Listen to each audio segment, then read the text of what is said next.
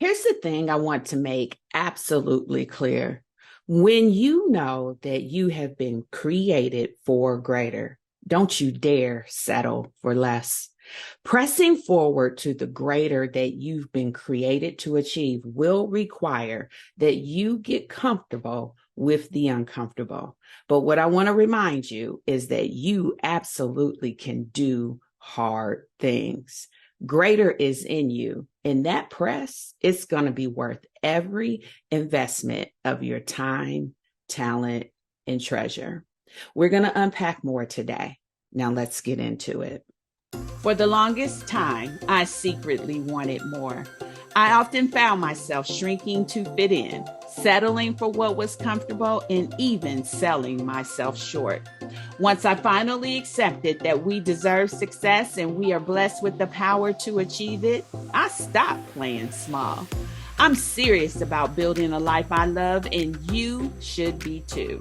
I'm Denise Taylor of DeniseTaylor.live, and welcome to Embrace Your Power. I help women prioritize themselves, their success, and their happiness. Now let's meet this week's achiever whose story will inspire you to embrace your power and go. Well, hello there. It's Denise Taylor here, and you always know I'm so excited to have you join me each and every week right here on Embrace Your Power. Now, this is the place where you can always count on me to encourage you to build a life that you love. You see, around these parts, we believe that God has given us the power to do it. And when we embrace our power, we truly can be, do, have, and achieve anything that we want. Now, I do believe you'll be divinely inspired to go after the things that God wants to do in your life. And when you do that, you are going to experience satisfaction and fulfillment that will light you up from the inside out. And that is exactly what I want for you. I want you to experience being lit up from the inside out because it feels amazing. Now, whether you're watching me on YouTube or perhaps you're listening to me on Apple Podcasts or Spotify, I want you to know that I consider every Thursday a treat day. It's the day that I know I'll be connected with you here. I look forward to showing up and encouraging you to go after your dreams. Now, in this season, we have doubled down on your professional success. We want you to experience career success. And here's the reason why. I talk a lot about building a life that you love, but the reality is we spend a great deal of time at work. We invest a lot of ourselves at work. We spend a lot of our time and interest at work. And so it's only with reasonable expectation that we need to experience success in the workplace. And so this season, I have doubled down on helping you achieve career success. I know that when you achieve career success, you open up a gateway of resources and flexibility and access that makes a huge difference in your life. So I have invited some amazing women to join me in this season and drop some gems of wisdom that I know will be a benefit to you. Now, around these parts, we believe in the success superpowers, and that's with great reason. The success superpowers are designed to help you get success in areas of your life that you want to drive some momentum. And the success superpowers are absolutely transferable. And that means that you can use them in any area. Now, if you're new around here, then let me play them back for you really quick so that you can get on the same page with the rest of us. There are 5 success superpowers, and I have been talking about them for years. They are game changers. The first one is see yourself successful. And regardless of what area you want success, you've got to begin to envision yourself being successful. And so when I'm talking about getting promoted, I need you to envision yourself achieving that promotion. I need you to think about what your experiences will be like once you get that role. Now, success superpower number 2 is shake off fear. And that's so increasingly important because when we start dreaming big, when we start thinking about our next level, it is very likely that fear begins to set in. But I don't want it to throw you off your game. I want you to have specific strategies that will help you shake it off. And that is where the wisdom from these incredible women come into play. Each of them talk about how they persevered through the moments when it got hard. That's an encouragement to you, and you can take away some nuggets to help you. My tip for you when it comes to fear is to go back to who God has created you to be and be resolved in the power that he's given you. Now, success superpower number 3 is do the work. Now, this one is key. We have a role to play. We have a responsibility in our journey. And so we've got to roll up our sleeves and we got to get busy. We have to put our hand to the plow. But here's the benefit. God said he would bless the work of our hands, which means that he is going to help us on our journey. Success superpower number 4 is take care of you. Now, the mantle of greatness, that big dream that you have, it comes with a lot of responsibility and demand. And so I want you to understand how to take care of yourself fully, not just the exterior that we see, but the interior of how you live each and every day, how you think and how you function. All of those things need care and attention. And then finally, success superpower number 5 is hold fast to your faith. And that's so critical because as we're persevering to success, we are going to run into days of contradiction that we will need to be able to sustain ourselves through. And it's when we go back to our faith that we can understand the hope to keep us going, the peace to keep us going, and we can get the steadiness to get us to our ultimate goal. Now, those success superpowers are something that I want you to begin to understand and adapt as your daily strategies for all of the goals that you are looking to achieve. Now, at the start of season 2, I encouraged you to get a journal. I did that because I knew I was having such amazing conversations, and every gem that is coming out of these conversations, I do not want it to fall on the floor. I want you to create a log of inspiration and encouragement that will empower you in your success journey. And so if you've done that, if you've gotten your journal, it's time to get it because we're going to get into another amazing conversation right now. Now, my guest today is someone that I had a great dialogue with. I mean, we went back and forth talking about some things that are going to be so meaningful to your success. In fact, it was really hard for me to pick a name because we talked about some hard and difficult moments. We talked about persevering through some letdowns. We also talked about really getting in the driver's seat of our career. And so that is the reason why I know there's going to be something in here to help you. So I'm so excited to welcome Veronica Mullins to Embrace Your Power. And let me tell you a little bit about her before we get into this incredible conversation that we shared. Veronica Mullins serves as the Human Resource Officer focused on staffing, leadership, strategy, and execution. She directs a team of over 70 leaders geographically dispersed across the U.S., which oversees 5,000 employees. They handle 65 locations, including the Pacific Islands. Veronica is passionate about mentoring and coaching her employees, helping them to see what's possible for them. She was recently selected to be on the 2023-2024 steering committee for Women's Mentoring Cohort for the National Department, which is overseeing about 20,000 employees. She recently spearheaded the career exploration event for over 300 high school students. And when Veronica is not working, she enjoys resting, hanging out with those she loves, reading a great book, having a great glass of wine, and traveling. Now, as I shared, she and I talk about so many great nuggets. So get your journal, take some notes, and I'll see you on the other side. So I have to say, I'm excited to have Veronica join me today. This is going to be such an incredible conversation. We have so many gems to pull out of her amazing career. So let's jump right in. Veronica, do me a favor. Go ahead and introduce yourself, and as you prefer, walk through your professional career.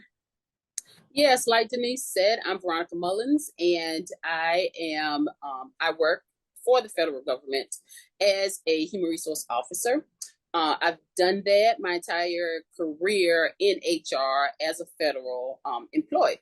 So I am just about near that time to retire. I have 2.5 years left, and I am looking forward to that. Started out as a student from an HBCU who knew nothing about really the organization that I work for.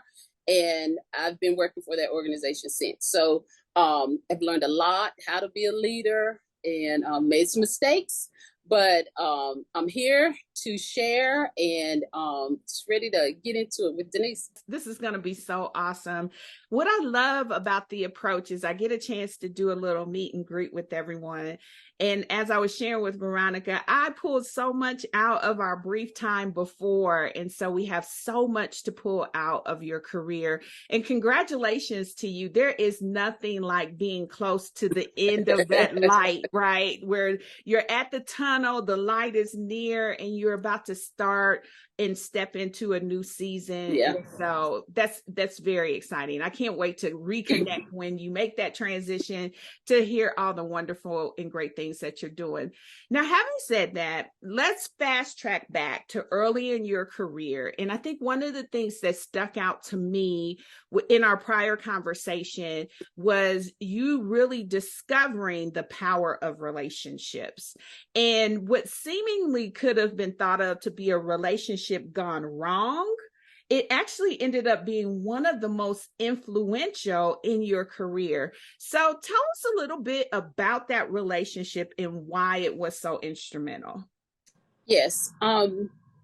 What I started out, like I said, as a student. I'm gung ho. I graduated. I have this job, and I always laugh because you come out of college thinking back then. I'm like, man, I just want to make $30,000. I'll be on the thing. And so I got this job where I was actually making like, whoa, I'm on it right now. So I had an offer. I'm originally from North Carolina, so I had an offer to come to Florida and work. And I was like, yeah. I told my mom, the first job I get, I'm taking it. And that's what I did. So I got here, started working for organization I'm with now. And I had this supervisor who I'm new, a new person in my career, and I'm trying to learn the ropes. What do you do? And I was doing well, and this was probably had been there probably already 5 years. So she and I had a great relationship, and just one day she was, you had to learn who she was. That kind of supervisor, you knew how to kind of maneuver.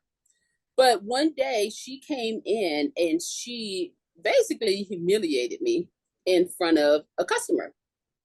And I was sitting there at first, I was just like dumbfounded because I'm thinking, is she really doing this? And so he looked at me and I looked at him and he left. And I did too. And actually I left and I was basically in tears because I just didn't know how to take that. And I sat out on the patio and I thought about it. And I got up and I just remember this voice saying to me, no. This is not where this ends. And I got up, I wiped my face, and I tell people it was like how people say David slew Goliath. That's just what I felt like, because I felt like I was that bold. I got up, I went back in that office, and I shut the door behind me and locked it. And I went in the hallway, just like she came in the hallway, and I said, don't you ever do that to me again. I said, if you do that to me again, then we're going to have problems. I went in my office, I sat there, and yes, the adrenaline in my head was going. So I didn't even know what was going to happen. But I will tell you, she sat in her office for 3 hours before she came out. And she didn't come in my office. She just walked down the hallway. But after that, this lady became a true advocate.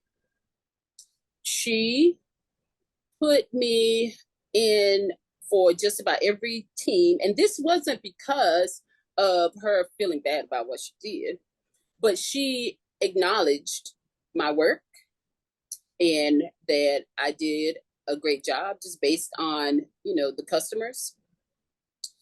And that started that interaction with her started my leadership, just looking into leadership.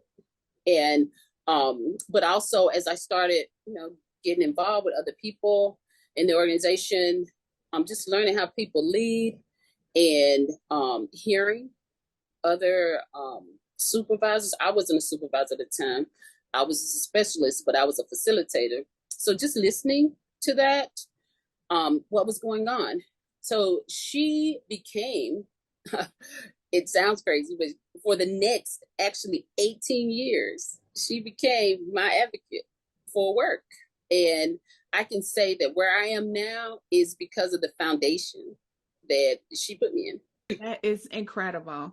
All right. So there's a couple things that I'm just itching to unpack with that.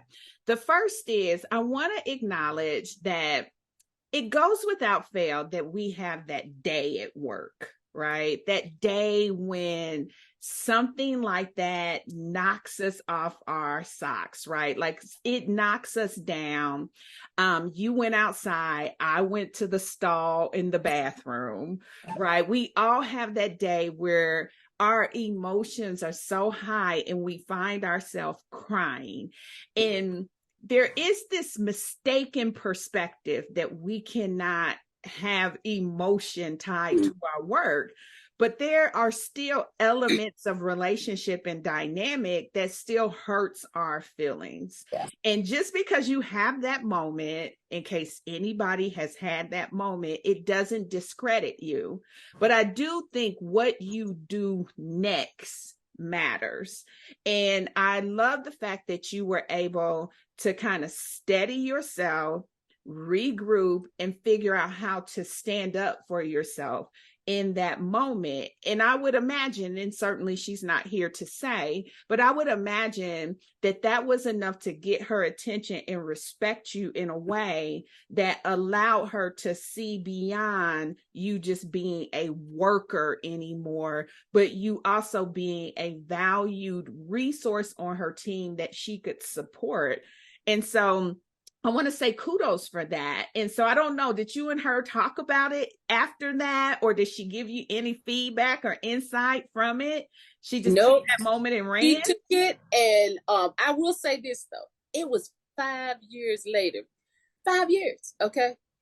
And she, myself, and another coworker were walking out to the parking lot. And we were having a conversation about something. I don't know what it was, but she said in the conversation, she was like, I tell you what, you better not say that to Veronica because she will definitely get you for that. And I just laughed because I said, I know what she's referencing. She's referencing the situation. That was sort of like her way of saying, I'm sorry, but without saying I'm sorry, which was fine because even within those 5 years, she had done so many things to help me excel. I wasn't mad at her because you start to learn that some people just don't have the skills that they need to do what they need to do when it comes to leadership. But I felt like, her acknowledgement of the different things that she had, places that she had placed me in, I was, okay, I can deal with that. And, just like, my faith, I consider myself Christian, and there are times when people are not going to say, I'm sorry, or forgive them. So you have to move on from that. And that's what I did. And so the other thing I want to take from this moment is I recently asked the question about what mistake, if you could go back and redo it, would you do? And there was a couple people who chimed in around communication, right? And that they were having difficult communication with their manager, and they felt like the mistake was they quit, right? And what I love is that you did not allow that one moment to rob you of what has now turned into such an amazing career for you all these years later. And what I also love is that you found a way to keep working, right? You didn't find yourself wanting to discount the relationship, to treat her any different. You said 5 years later, you're walking out, you guys are laughing on your way to the car. You found a way to recover. And so if you could give a few tips to someone who is dealing with difficult communication or people who are just some type of way, what's a couple tips you would give to them? One thing that I read back then, there was this book, is How to Deal with Difficult People. I don't know who the author was. That was kind of in my, starting my search of leadership. How can I deal with this? So that was one thing. Another thing that I would say is that don't put people in prison in your head, because a lot of people put people in prison in their head, and you're using all this energy to keep them there. They gone on about their business. They don't even know they're in prison. And you're using all this energy. Even at work, we don't realize how we do that at work.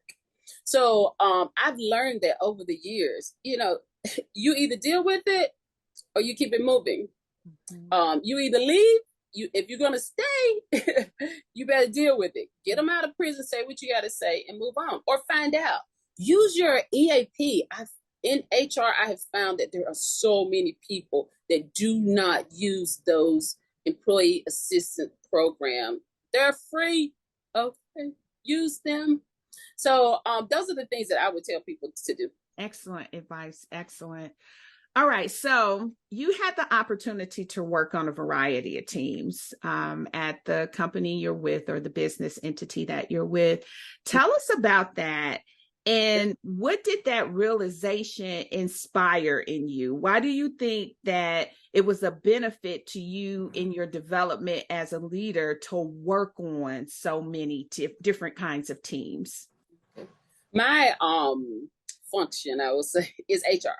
So I started out working on an administrative team where I was at that time a specialist. So I did that. That was what I talked about: recruitment, staffing, with people throughout the country that are part of my organization. So we would get together in different cities across the country and have workshops on this.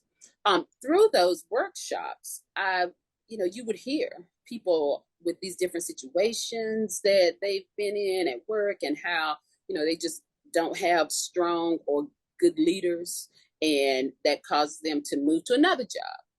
And then, they may have one good leader, and then they move to another job. So from jobs that a lot of them actually like, and from places that they actually like to be in. So then I moved on to facilitating supervision. And boy, did I get an earful there. Just how people didn't know how to supervise. They didn't know where to go get resources, or to look outside of your organization. One of the things that has helped me grow is that I decided to invest in myself.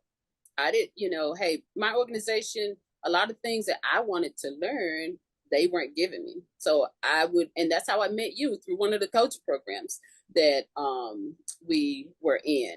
So invest in yourself. If you want to be a leader, you're going to have to spend money. And that is one thing that I'm so glad that I found out, to do that I realized you need to do that. You can't just stick with what is available at work, because a lot of times what's available at work may not be available to you. That is a good point. That is a really good point. And I think when you do make that investment in yourself, you begin to see your self-worth in a completely different way. Like you begin to understand that your value and what you bring to the table is so incredibly priceless. And I don't know how to describe it any other way. and that it makes you enter rooms in a way because you just develop this sense of being able to thrive. And you're right. Sometimes there are a lot of good trainings available, but you just don't have access because of who you are, what role you're in. But that shouldn't stop you, right? You should make Right. those attempts to develop yourself. I know one of the things that you said also is that you started incorporating good leadership practices before you became a supervisor. And so looking back, why is that something that you think helped you and could possibly help someone else aspiring to become a leader? Yes. Because you don't really have anybody to lead, but you are working with your coworkers. You don't know if you may be the lead on just a project that's between the two of you. Mm-hmm. It doesn't matter. Mm-hmm. Or you could give someone advice where you've seen them maybe make the wrong leadership choice. Mm-hmm. And when people see or acknowledge the fact that, hey, this person knows what they're talking about, then they keep coming back. Mm-hmm. And you will become a pseudo leader, even though you're not officially one. Mm-hmm. One of the things that I would do at work was always have this group of maintenance employees, and they were guys, and they would come into my office, and they had a designee. The designee would come to my office. I would teach him how to do whatever we were doing at work, and then he'd go back and teach the others. And so we would have conversations, just about leadership, whoever it was, hey, what are you doing over there? And then they would come. So they found out that I was the one teaching, this one person. So then they would come. Even in that, even though I was not a supervisor, they considered me a leader because they trusted what I said. So when you start to get that trust from others, you're a leader, whether you want to be called one or not. Mm-hmm. So that is why I consider that to be one of probably the best things that you can do as a non-leader, is to develop that trust between other people. One of the things that I try to champion is really to disrupt that narrative that you have to be with some sort of org structure to be considered a leader. So I talk about leaders of inspiration, which is traditional. I also talk about leaders of influence and innovation. And that's exactly what you talked about, right? Because we all have a sphere of influence, and that doesn't mean they have a direct accountable aspect of their role to us, but it means that we can shine a light on our ability to be able to lead others without that. And I will tell you, some of the key roles in my career, I didn't have a structure reporting to me, but I had a tremendous amount of influence, and I had accountabilities to leaders in the organization.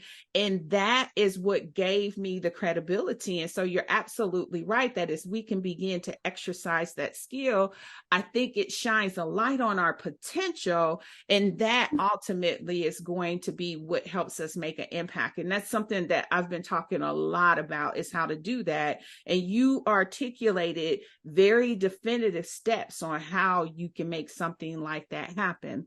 So let's just keep moving through your career. Tell us about that very first promotion, right? So you were doing different roles, you were handling different areas of the business, but then you get that first promotion. For you, did it include supervising people? And what was your biggest takeaway from that recognition? Sure. My very first promotion was to what we call like a training coordinator. I was still, probably the lower level in the office, but with that, I did training, I did workers' comp, and I did payroll. So, the people from the organization, they had to come into my office because they had to, I had to do these different functions for them. And that's another way that, my leadership started to develop, because I knew that in order to do these different types of duties, people had to trust that I knew what I was doing. And not only trust, but I had to be credible. They had to know that, you can trust what she says, and what she says is correct.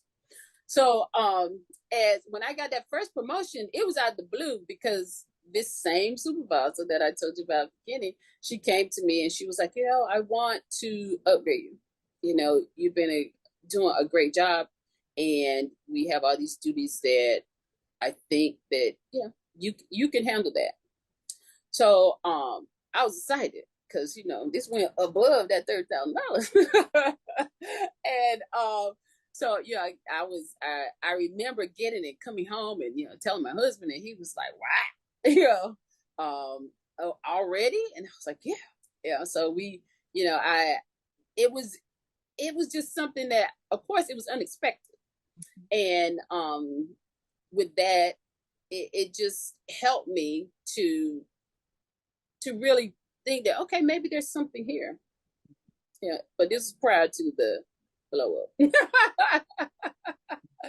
But it just helped me have more confidence, as someone just starting out from college, and already probably year 2.5, I get a promotion, and not something I was expecting. So, when we were talking before, you had said something that I thought was really key, because I believe people find themselves in this position.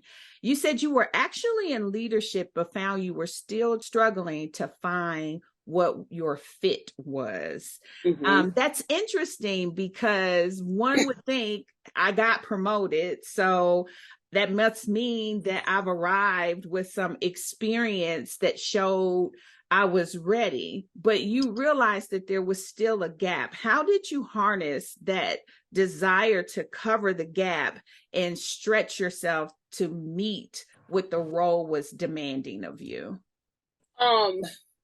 So, I consider myself a continuous learner, and I'm always reading something, trying to figure out, how can I make myself better? How can I be better?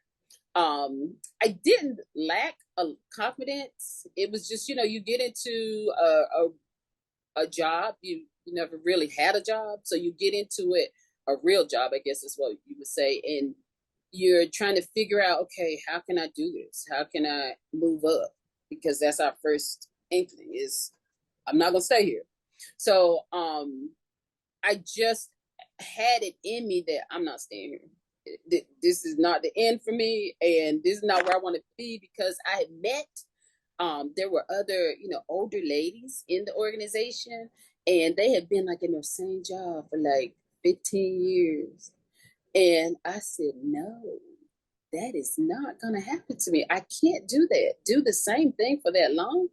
And so I just knew myself that this was not the end for me, and that I was going to keep going. And I just kept going. I would even volunteer for different things in the office. I wasn't getting any additional pay, but I wanted to know how to do it. So I would take on some things from my coworker who was at a higher level. So I would say, hey, tell me how to do that. And so she would give me little things to do. And I would do them, and I would give them back to her. So with that in mind, though, she's watching also what I'm doing. And then she would tell my supervisor, hey, I gave her this, and she did that with no issues. So with that, then I got another promotion.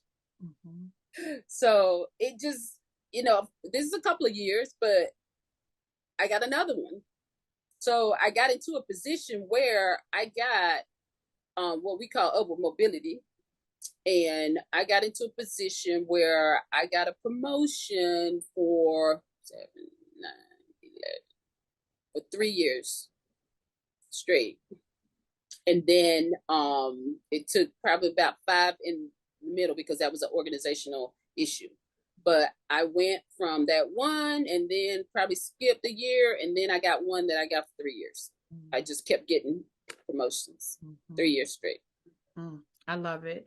I love it because it shows a couple of things. I hear intention and expectation. You showed up and you're like, that is not going to be me. I am going to have a completely different experience. and you allowed that to turn into action for yourself and say, what can I do? What can I learn? And how can I make my expectations known? Right. I Mm-hmm. also love this one little nuance that you said.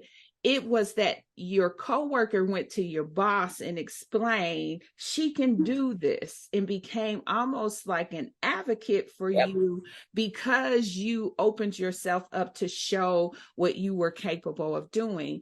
And I'm being real intentional in breaking that down, because there are people who sit in their chair and they never move, they never engage, they have a desire because they want more, at least they say they do, but they're not translating that to action, like really simple steps that they can begin to take, that signals to everyone around you that you're capable of more, you're desiring more, and you're willing to learn in the process. And so those are some things that people can do as they are trying to say, how do I start momentum? How do I start? Because you just gave evidence. You said, I got promoted 3 years in a row. I got, that these things can happen when you get that momentum going for yourself. So thank you for sharing that, and just really helping us to understand some of the detailed things that you did to really get the energy going in your direction. All right. So now there was something really interesting that happened. And it was around your time of going into therapy, right? And I love the connection of you did it and then change like immediately followed. And so I want you, for as much as you're comfortable, to share the story of how you realize it set you free. Sure. So I started therapy after being in coaching program, and I heard many of the women talking about going in therapy, and of course in the Black community going to therapy, like, girl, you crazy, like, and so that stigma is attached to it. But for something, I was just like, you know what, I'm gonna do it. And so I knew, I chose, I'll say this, BetterHelp, and they allow you to put in your specifics, what type of therapist you're looking for. So I did that, and I got this great therapist. And so we were going through doing our work, and I was, she saw where I was doing well, and breaking through some other things. However, we got to this point where I wanted to do something else. I told her, I feel like I've done what I'm supposed to do here, but I just feel like I can't move up. Something is wrong. And so she told me, hey, when you talk about this issue, you get upset. And I was like, okay. And she said, and until you deal with that issue, there's really no need for us to continue, or for you're going to be where you are, basically. So I thought about it, and I was like, oh no, I can't do that. And she said, well, I'm just telling you that I know that is what's holding you back. So finally, just one day, one night actually, I was at home, and I decided to deal with the issue. I dealt with it. Don't get me wrong, was like scared to death, but I did. And that next day, I actually had a therapy session, and my therapist, she was like, "What's wrong with you?" And I was like, "What do you mean, what's wrong with me?" She was like, your shoulders aren't like up, and you don't look tense. What happened?" So I told her, and she was like, "Mm-hmm." She said, "Yeah, I could tell." She said, "You look like someone took like 100 pounds off of you." And I told her what had happened, what I had done, and she said, "All right, you ready now?" And from that point on, can honestly say that once I released, like you said, freed myself from that issue, I got scholarships to do different things. Actually, that scholarship was like $5,000 from my organization, something I never would have done prior. But I made myself, one thing that I've learned, be comfortable with being uncomfortable. I made myself uncomfortable. I stepped out, I did it, got the scholarship. I applied for a job that I was like giving up hope, applying for the job, these types of jobs, got the job. And, just so many other things, so many doors open to do so many things when I released that. And I'm glad you asked that, because I did want to say that there's so many of us. And when I say us, I will say Black women who have this in us, but mentally, because of the things that we either have been taught or what we're going through in our families, those things keep us from elevating. Mm-hmm. And, I recommend therapy, and it's really a conversation. It's nothing about you being crazy, but I recommend it to anybody. I tell all my friends, even afterwards, one of my good friends, I told her, I was like, "Girl, you better get in therapy, because I'm telling you right now, there's nothing like it." And she actually did. So yes, what a great, that was probably one of the best investments in my life, doing that. And I don't think that we really realize how much it weighs us down. And I think it was so incredible that your therapist could just look at you and see that you had let it go. And I know in my own journey, and I've been very public about things that I've been through, but in my own journey, as I continued to go through the process of freeing myself, what I found is I was holding on to it. It was not holding on to me. Mm-hmm. And you can say that to people till you're blue in the face, but it's not until you get the reality that is true, that you are holding on to it. And I called it my blues. I nursed it when I was by myself. I'm in the shower by myself. I'm nursing my blues. I'm in the bed by myself. I'm nursing my blues. I'm in the car, song come on. I'm nursing my blues. It's my blues, girl. And so you don't realize how attached to pain you become until you let it go. Yeah. And then when you let it go, you do set yourself free. And it's almost like immediately, which is part of your testimony, it's like you begin attracting everything that seemed to be repelling away from you almost instantly. Yes. It's like, no, you're not ready. I can't give it to you because you're just gonna mess that up. No, and then it's, when it says your cup overfloweth, it's almost like you can't. I honestly, I have to say no to things at work now. Things that I really want to do, but I'm like, I can't. I just don't have time because I'm doing this, and I really want to. One of the things that I got on was this one lady who I just met throughout my career. She said, you should be part of the Women's Mentoring Steering Committee for the department, not my organization, but the department. And I was like, what? Yeah. I was like, sure. Yeah, hey, that's something that I would love to do because it involves leadership. So something that probably has always been there, and I could have done it, before, but now it's time. Mm-hmm. And I think what's also powerful too, Veronica, is you said one of the things that encouraged you to do it was you were around women who were talking about it being helpful for them. And that is the power of testimony. And I am certainly not advocating that everyone creates a social platform and starts going live about their experiences. Right. Don't do that if God didn't give you grace for it, because that is a landmine full of things that will take you out without his provision. But what I am advocating is exactly what you did.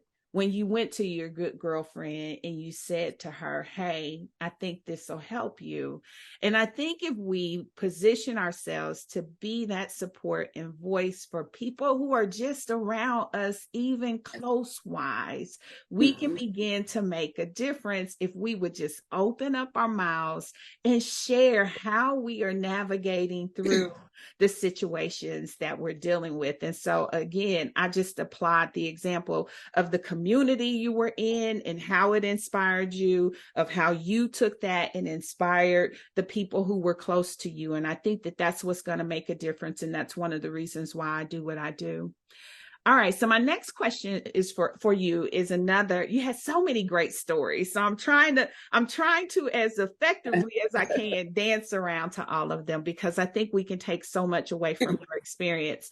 But you talked about you wanted a position and you went to interview for it with someone you knew, and you were going through these interview processes, and you had to deal with that moment when you didn't get the role and he recommended you consider another role. Yeah. So walk me through that particular experience, because some people would be disappointed and would not want to try again. Yeah. Now, this type of position was probably my third time applying. And, after a while, you just like bump it. I'm not doing anymore. Yeah. So, people say third time's a charm. Lie. It's not. There's only one person that has the charm. And so I applied for this job and didn't get it. I sort of knew I didn't get it because of the timing. I hadn't heard from this person, and this person was a friend. And honestly, probably too overconfident about this role. And so I didn't hear, but I happened that night to go into my email. So I saw a message from this person, and they were saying, hey, I went with another candidate, and but I hope you apply to this other job. And I was like, okay, because it was almost like, and I say this, the Lord didn't give me a chance to get mad. Like I wanted to, but I couldn't. So I said, okay. I didn't even know that job was out there.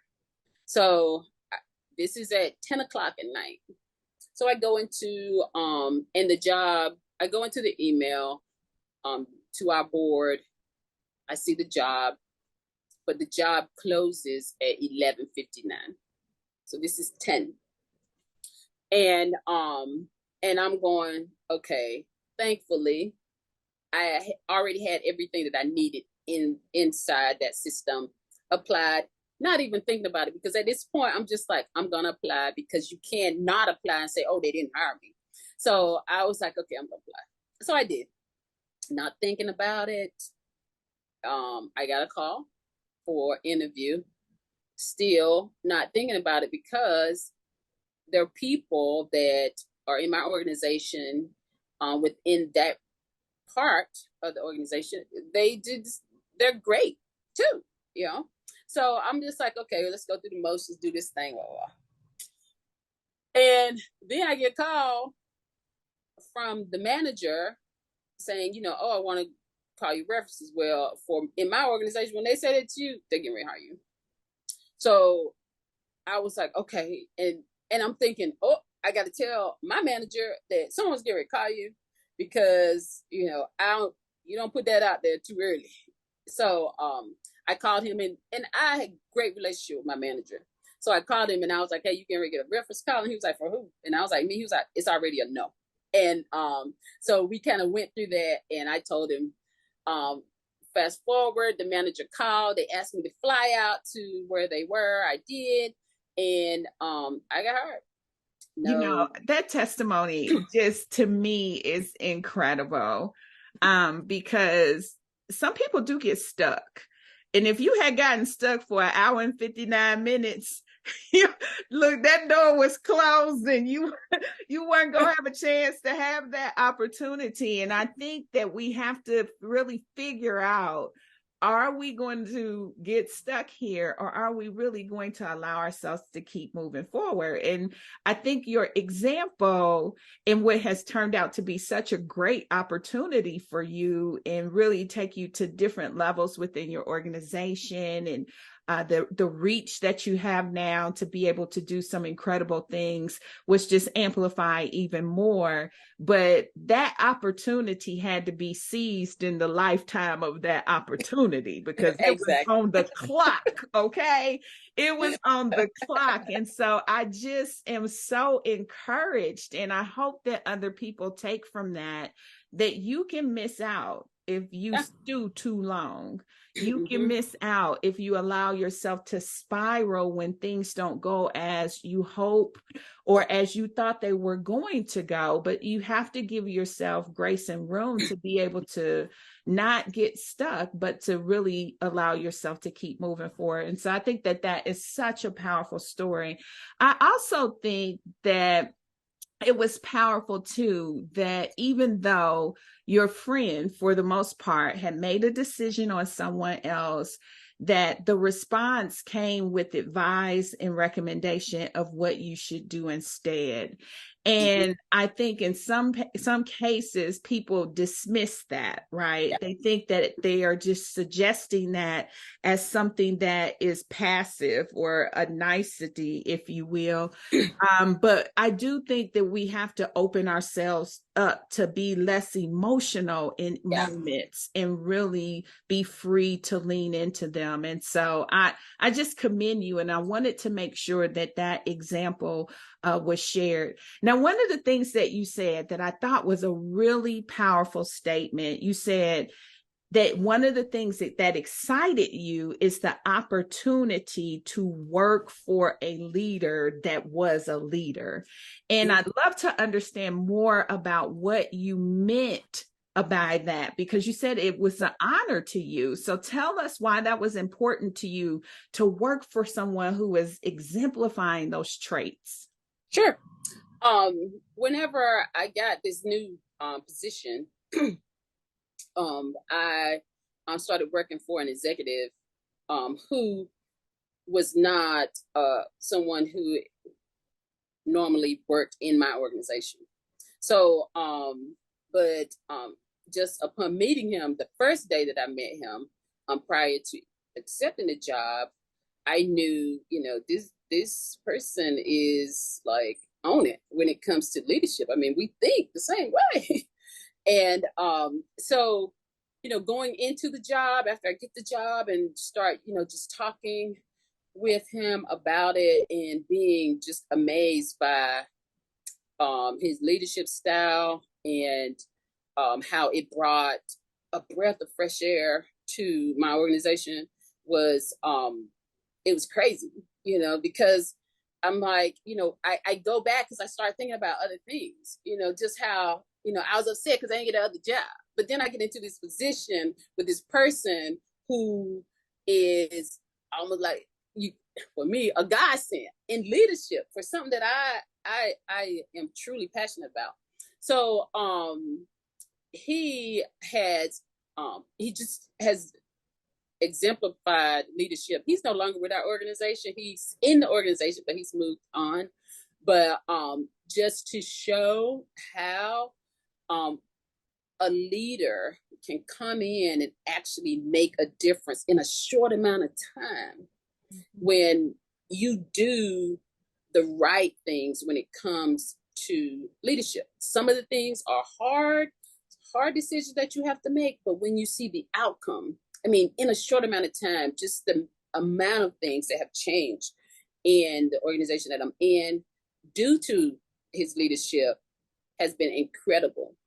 And it just helps you to continue to say, you know what, we can keep this going. Let's keep the momentum, even though that person is no longer here. Let's keep this going. And we've been able to do that. One of the things that I can relate to is just that when I was working at Kohl's Corporation, and I had been there for 15 years. I had an incredible career, very similar to you, a diverse career at one organization. They were good to me. I love Kohl's, right? Like, I love working there. And the only reason why I left is I had the opportunity to work for someone that I thought I could learn something from. And that wooed me away from a place that had nothing wrong with it. But I do understand the draw of someone where you're like, oh my gosh, like I can really come in and I can have a chance to work closely with you. I can learn things from you. And you're right, there's a lasting impact that that person has made that is even beyond them, both in your organization as well as in you. I know one of the things that you also said excited you was when you get a chance to see your own employees get promoted. And I think that that is a mark of really, really great leadership, is to have that expectation to aspire for your team to do that. How do you cultivate that within your entire organization? Because see, now, Veronica, you one of them higher ups that they talk about now. You one of them people that they be like the higher ups. Now you's the higher up girl. So how do you inspire that within your organization so that it comes down to other people who are leading others within your organization? It's so funny because yes, that's what people say. Oh, the higher ups. It of course trust. I started my supervisory journey going into an organization that I had one of the employees call me and tell me I'm not gonna work with that person. So I'm just telling you off, don't ask me to. And I'm thinking to myself, what in the world? What, who does that? I mean, this is gonna be hard. It took time. It takes time to again get people to trust that you have their best in mind. And until then, because I mean it's true, people don't care how much you know until they know how much you care. And that goes for work too. So I was in that job for 7 years, and probably it took us about 3 to get to that point. And I remember one of my employees saying to me at the time, she was saying how she had told another supervisor outside of our organization how before me how different they were. And now, at that point, we all work as a team. And she said, I would have never thought. And so fast forward, that same employee who really didn't think that, I always talk to her about how great an employee she is, how much knowledge she has. And I would encourage her, you should apply to this job, but no. So I think kind of what pushed her was when I left. Because when I left, I told them, and yes, it was a sad time. I didn't want to leave them, but I did tell them, you all don't need me anymore. What I came to do is done, and you don't need me. And of course, they disagree with that. But when I left, I think that was the push that she and others needed to apply. So I had sent her and some others some positions that were open. And I said, you all need to apply these jobs. You have the knowledge. And through the whole process, she would call me, oh, this job, I got an interview. And I'm like, you're fine. You know the job, go. And so 2 of them applied and 2 of them got promoted. And then another one actually who I had allowed to go and do these different types of assignments outside of the organization. He actually does the same thing that I do now. So, to just see that, and I'm not afraid of that. I think it is what is his name? The Virgin guy, Brunson. He says, you train people well enough to where they want to leave, something like that, but then they stay. So, it's fine. I want them to leave. I tell people all the time, yeah, people will say to me, and I've had managers, some of my peers say to me, why would you send them that announcement? I said, because I want them to grow. I don't want them to stay here. I really don't. I want them to grow and be all they can be. If they don't want to be supervisors, they don't have to be. So it excites me to see that somebody that was in my organization, they got promoted. They're doing well. They're taking what they know on to someone else, which makes the organization better. So yeah. Absolutely. It absolutely does. And it is the mark of really great leadership. So before we take this break, I got one more question. I'm trying to weed through to get the ones that I want. Okay. So this question I have, because I know your organization, or the one that you moved into leading, it almost was like 5 times as big as what you had before. And you moved into this new role. And one of the things that you said it really in passing, but it's stuck out to me. You had a plan for yourself when you moved in that role of how you would transition in, what you would do when you moved in, and how much time you were going to give yourself before you really tried to step in and introduce change. And I thought it was so well thought out, because I think one of the things we don't do well, and I don't mean we as African-American leaders, I mean leaders in general don't do well when they move into new roles and new parts of the organization or new spaces that they haven't been before, is they jump in and they try to do immediate things. Mm-hmm. And it really can be disruptive. But when I heard you talk through your plan, I thought it was very thoughtful. So take us through that for a little bit. Sure.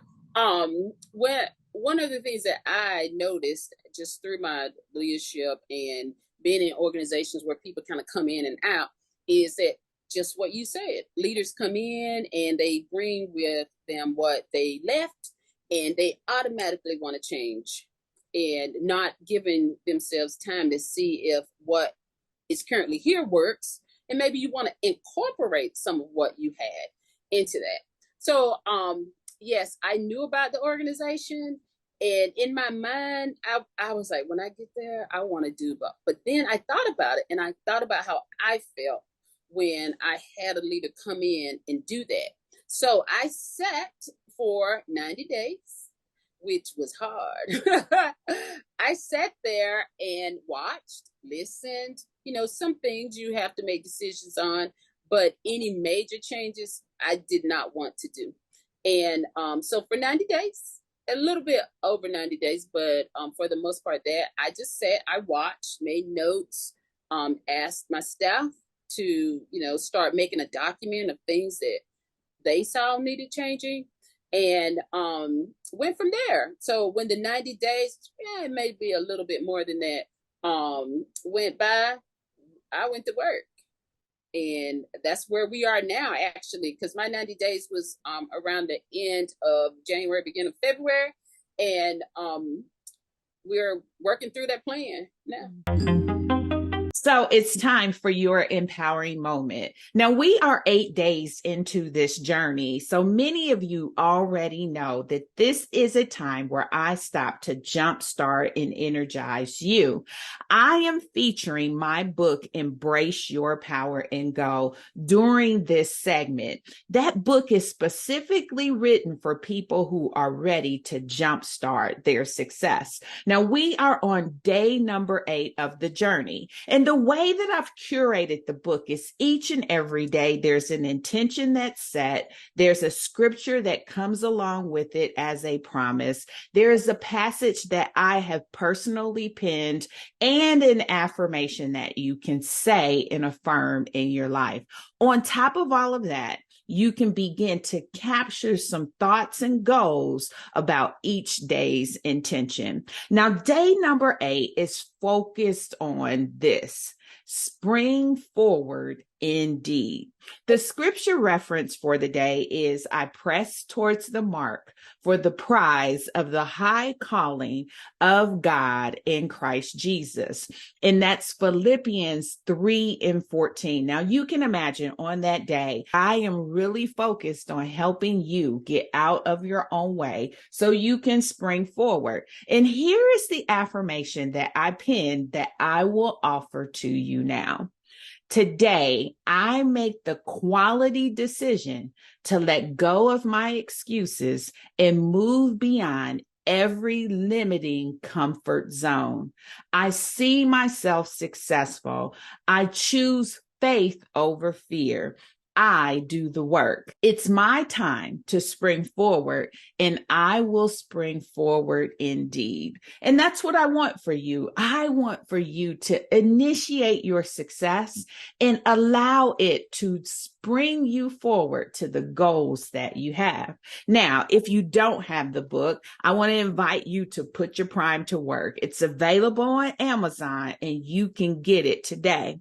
But even more than that, if you know that it is time for you to make moves towards your goals, I want to invite you to connect with me. I would love to be a part of your success journey. And I give you access to book a time right on my calendar for us to talk.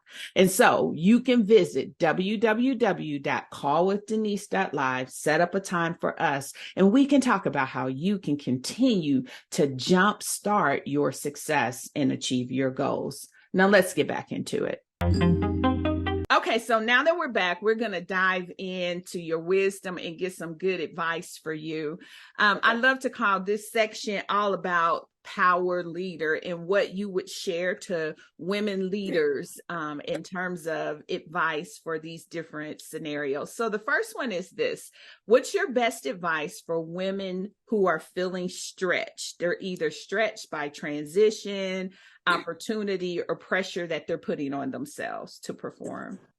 Best advice would be take a breath. Someone just told me that actually Monday I was working with a change management group, and one of the ladies, she said, you know what, you can breathe. Just stop, take a breath, because I think we get so like busy that we don't take time to okay, just breathe. That's all you need to do, and then go back to it, because it's not going anywhere. And if it's for you, it's for you. Listen, that's how I feel with this homework going back to school. It ain't clicking like it used to, so it takes me a little bit longer. Exactly. And so every now and then I'm like, okay, Denise, just get up, take your little break, and come back to it. So yes. That is excellent advice that I will keep doing myself. All right. So the next one is your best advice for women struggling to fit in at work. They find it hard to be accepted or understood. Yes. First, forget that. Stop the trying to fit in. Be yourself. Now, I will say that there are things that we do have to do that we may not like to do in order for people to know who we are. Now, I get this from two people. I get this from Carla Harris, who is a VP at Morgan Stanley. I think that's what she is. But she great about, just talking about trying to fit in. And also Minda Hart, she wrote the memo. She talked big on this about fitting in. Be you. You have to be you. And then find out, okay, if these people are going to the bar, you go to the bar, but you ain't got to stay the whole time. Go get you, if you don't drink, get you something that sizzles, a spray. It sizzles. They don't have to know what's in your drink. Okay, you just go listen, because those outside conversations are what's going to get you to the table. And if I don't know, people be mad about Becky, but Becky went to the bar. Okay, that's why Becky know about Bob's children. So you don't have to go every night, but you got to find your way to get in there. We say, oh, I don't have time for this, I don't have time. Make time. It's so interesting you say that, because I am very introverted, right? Mm-hmm. Believe it or not. And people don't believe it, but it's very true.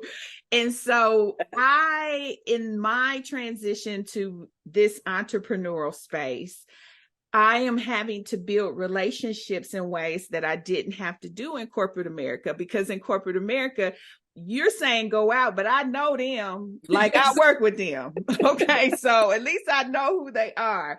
I am finding that I have to go out and meet people, like people I don't know. And so one of the best advices that I have received is I create a count for myself. I'm gonna talk to 5 people. Like I go in like 5 people, Denise, you're going to talk to 5 people tonight. I go in with my question already set up that I am going to ask. So on my most recent one, it was, tell me something great that happened for you today. That was my question.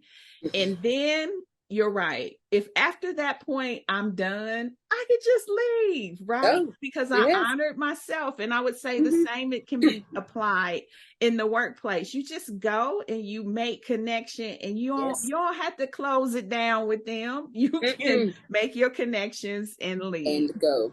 Yes. All right. So your best advice for women wanting to advance their career and get to the next level? Be comfortable with being uncomfortable. Yeah, that's all. You can't, if you're comfortable, then that means you want to sit where you are. The next level is going to be uncomfortable. Every time. Until it becomes comfortable again, right? Exactly. Every time. I will say every time it's been uncomfortable. But you're going to have to. That's good. All right. So this next section includes 12 things that I've identified that I feel every power leader should know. And I'm not going to ask you all 12 of them. I'm going to have you pick 3. So pick 3 numbers between 1 and 12, and those will be the ones that I ask you. Okay. So 1, 4, and 12. And 12. All right. The first one is, what's your best advice on how to read the room? My best advice would be you go into the room knowing who you are, okay? And go into the room feeling confident. You go into a room with that, it doesn't matter what the room is. Because, I tell people, some people ask me, oh, why you overdressed? Oh, yeah, every time. Every time. You're going to find me overdressed, because I don't know what that room's like.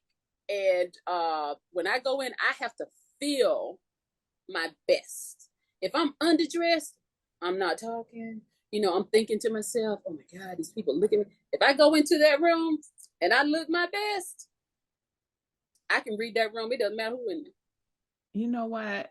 This comes up so much. And so it must be an area that people challenge themselves with, because I heard the same exact advice from another leader. And I know myself, when I have tried to show up and I was in something that wasn't me, I did not feel comfortable. And to your point, I was so self-conscious about me that I couldn't participate well in what was going on. And so I agree with you. You got to just be you. And so if you like colors and waves and designs, then come on with it. Bring it on in there. Exactly. Because you will be okay. Whatever someone throws to you, okay, bring it. Yeah, it's funny. So this is my favorite movie, Don't Judge Me. But it's like that scene in Pretty Woman. I don't know if you've ever seen the movie in Pretty Woman, where she was kind of dressed up in an outfit that he had gotten for her. And she turned to him and she said, if I had been in my own clothes, I would have knew how to respond to them. But she was out of her element because she wasn't in her own clothes. And so I think that that's a key advice. Now, I'm not saying show up at like a hoochie mama. We don't attract those people to this platform anyway. But I am saying, if you like the bling, wear the bling. If you want to dress up. Make sure you're at least appropriate for the moment. Exactly. I do throw that disclaimer in. All right. So number 4 is your best advice for how to lead without being off-putting to others. Again, I will say, know who you are first. You have to be authentic. You cannot. People will almost, they can smell it. They can. But, you know, people can sense that that's not really you. One of the things that I do when I go into an organization is that I don't leave it for assumptions. I send an email out. I tell people, these are my expectations. You go outside of that, then this is what's going to happen. I mean, I do it every time. And one of my employees said to me, I was glad that you told me, because I don't want someone to be in a situation and they have to think about, oh, if I do that, what's going to happen? She didn't respond. So I don't want that, because I know what that's like as an employee to kind of think about it. Mm-hmm. So I always try to make sure that my employees know these are my expectations. Mm-hmm. And if they know that off the bat, you're not going to have any issues. Mm-hmm. You know, of course, you're going to have the one that wants to go rogue. But for the most part, don't leave it up for assumptions. I love that. Clear expectations, because that's where disappointment comes from. And that's where the off-putting comes from too, is when people don't understand what it is you expect. Right. Exactly. All right, number 12, how to find out what your mama couldn't teach you. Well, I am a big proponent of flushing things out. So once I learned the organization, I know how to put things together in order to kind of flush out what I can't see. Mm-hmm. And once you do that, then you make it clear. Because a lot of times for my organization, when you have a big organization, you can't see everything because unfortunately you are up here and all this other stuff is going on around you. Mm-hmm. So one of the things that I do is I do these different teams, because someone is going to tell it. Regardless, somebody's going to tell it. And once I find that out, then I bring it, you know, I have conversations with people. Mm-hmm. And in those conversations, they get understanding of what they mama should have told.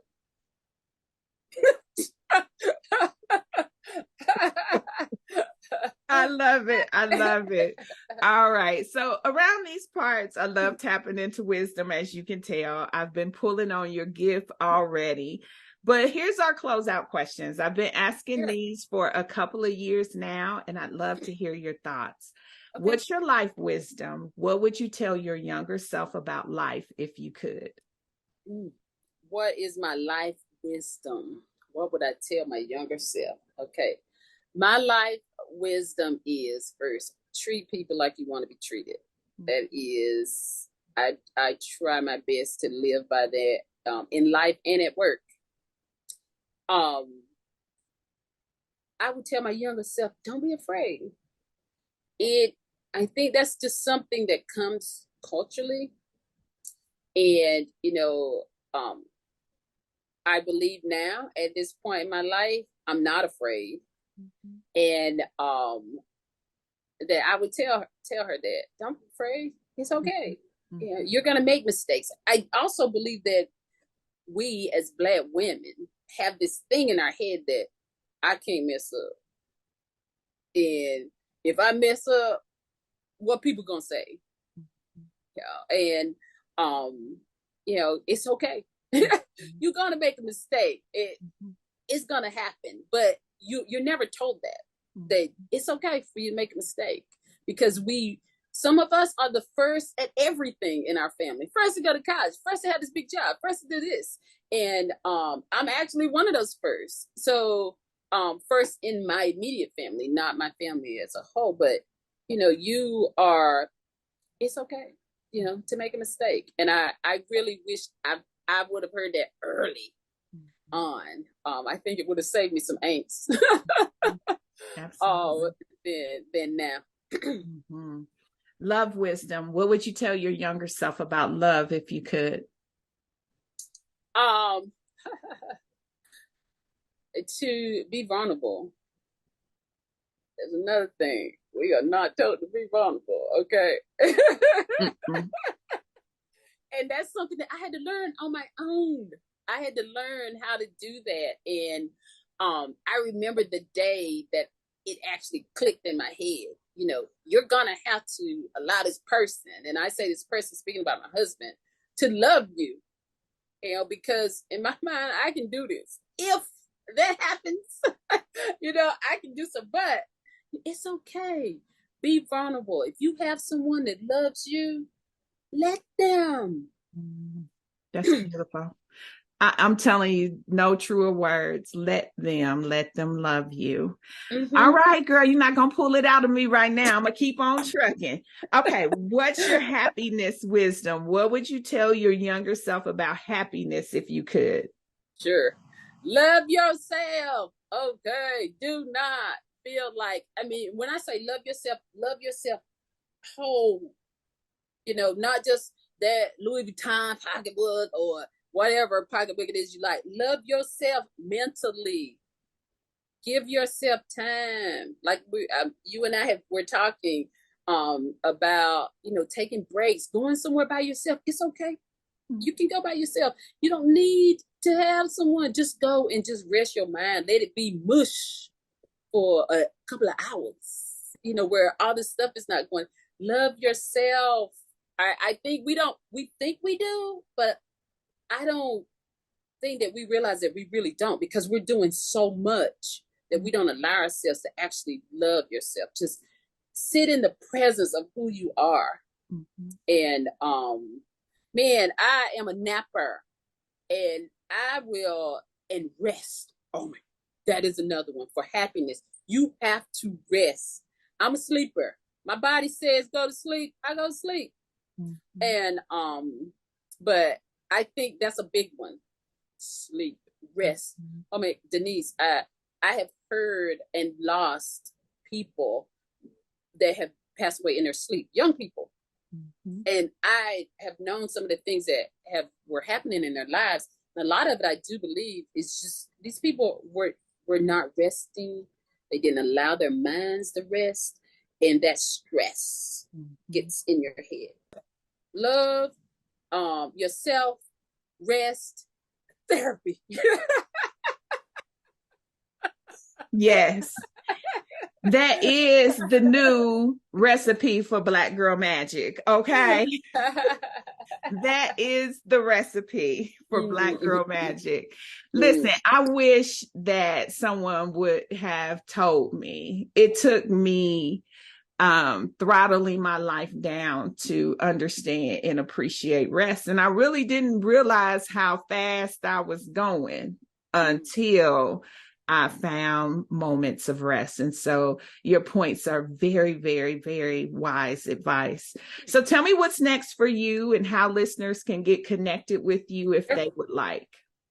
What's next for me is that I am continually working with my team at work. That's what I'm really working on now. Working on just consolidating our efforts within our office. And people can get in touch with me on LinkedIn. That's kind of where I hang out. My name, Veronica Mullins. And, if you want to say hi, say hi. I normally jump on there just about every day and check it out and see what's going on. So, yeah. Awesome. One more thing, Veronica. Success looks so good on you. Thank you. And you too, my dear. Thank you. At the end of every week, I am always just so proud and so honored to have these amazing conversations. I hope that you are gleaning so many great nuggets from each and every one of the guests, and Veronica did not let us down today. There are a number of things that stuck out to me from our conversation. We talked about that one moment that so many of us experience, that the difficulty takes us to tears. For her, she went to her car. For me, I went to the bathroom. But finding it within yourself to go back in there and try again is what it's all about. Now, that difficult moment may have occurred more than once, but the number of times doesn't matter. What really matters is your resolve to keep moving forward. You see, one of the things that I talk about often is how we will face days of contradiction, and it's your faith that's going to give you the hope to try again. Another one of the things that stuck out to me is how powerful relationships are turning out to be in our success journey. We've heard it time and time again, how each one of the guests, even including Veronica, have talked about relationships being the key for accelerating their success. And that is one of the reasons why in this season, I am showing up to help women leaders do exactly that. You see, when you get good partnerships, it will always collapse time. It will help you get there faster, primarily because you're tapping into experience, insight, and wisdom. And that is the thing that accelerates you. It's as if those things that they bring to the table are yours, because they will begin to influence your decisions and help you make all the great moves. And so if you are looking to accelerate your career success, I have an opportunity for you. In this season, I am partnering with women who want to get promoted. That is my entire mantra. I want to see you get to the next level. And Veronica talked about how she was able to get promoted year after year. But for some of us, we've stalled out, and we need to re-energize the momentum to make our promotions a reality for you. That's the reason why I am helping women leaders develop the skills, the savvy, and the momentum to achieve the career success that you want and deserve. The easiest way to connect with me is to either DM me on social media. I am present and I try to check all my messengers at least once daily, or to book a call with me.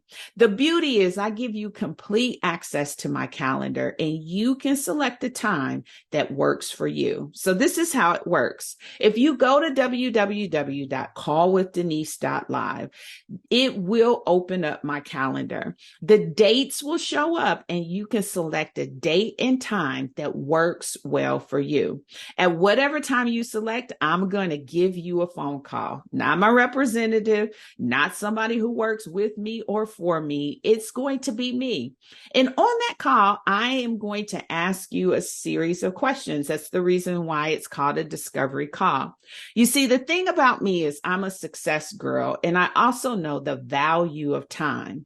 I don't want to waste your time, and I don't want to waste your resources. So on the discovery call, I ask you a series of questions so that I can understand more about how your success can be accelerated. And if I believe I can help you, then I will make a recommendation that will include my services. But nonetheless, I am going to give you some perspective on the best next step you should take.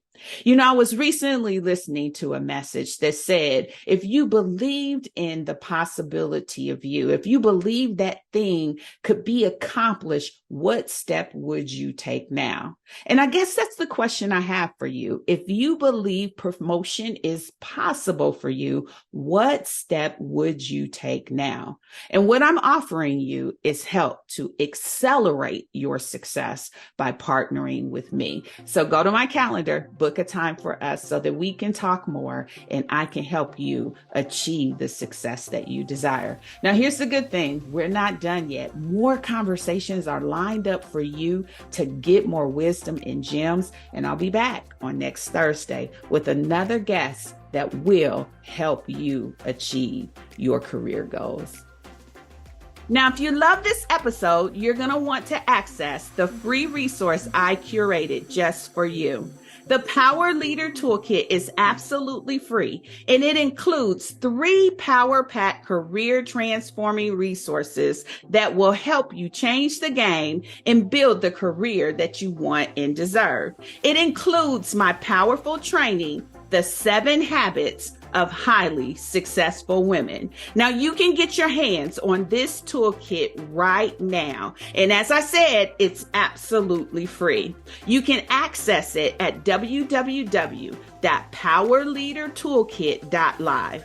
Again, that's www.powerleadertoolkit.live.